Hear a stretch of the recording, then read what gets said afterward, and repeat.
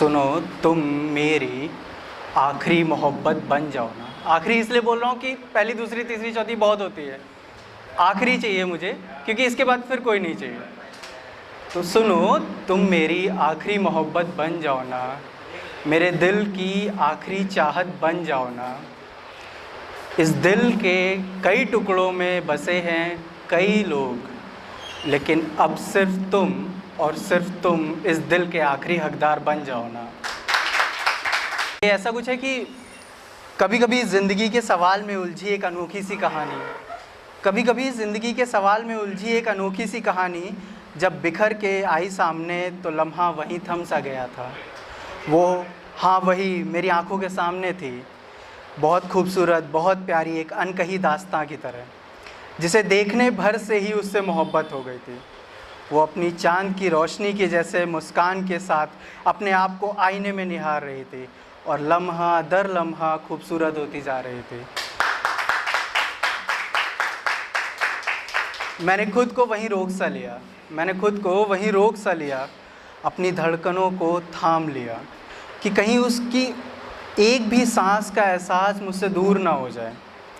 वो मोहब्बत थी, हाँ मोहब्बत, जो खुद मेरे करीब थी। बस डर था तो इतना कि कहीं उसे छूने के बाद वो बिखरी हुई कहानी सिमट ना जाए और कहीं मैं फिर से उससे दूर, बहुत दूर ना चला जाऊँ। ओके, तो ये एक था। दूसरा एक, मैं मोस्टली जो चीज़ें देखता हूँ वही वो सभी लिखते हैं उसी हिसाब से, तो मैं भी उन्हीं में से हूँ। तो मैं पुणे में रहता हूँ, तो पुणे की बारिश बहुत खूबसूरत भी होती है और उस बारिश का एक दूसरा पहलू भी होता है जो हमें नहीं दिखता, लेकिन एक वक्त मुझे दिखा कि मैं ऑफिस से आ रहा था और बारिश काफ़ी तेज़ हो रही थी। तो कुछ दूरी पे एक बूढ़ा सा आदमी अपने 3 बच्चों के साथ था और वो वहाँ पे प्लास्टिक बिछा के लेटा हुआ था। उसके पास कुछ खाने के लिए नहीं था, कुछ ओढ़ने के लिए नहीं था, वो बस अपने बच्चों के साथ लेटा हुआ था। बारिश इतनी तेज़ हुई कि पानी समट के उसके जो उसने बिछाया था उस पर चला गया। तो उसकी हड़बड़ाहट इतनी तेज़ हुई कि वो उठा और अपने बेटे से बोला कि बेटा भाग।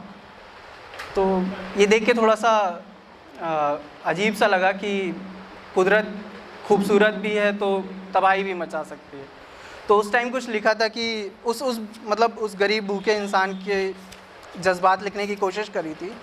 मतलब मैं पूरा तो नहीं लिख सकता, बट हाँ कुछ कोशिश की है। तो वो ऐसा है कि हिंदू कहोगे तो हिंदू बन जाऊँगा, हिंदू कहोगे तो हिंदू बन जाऊँगा, मुसलमान कहोगे तो मुसलमान बन जाऊँगा।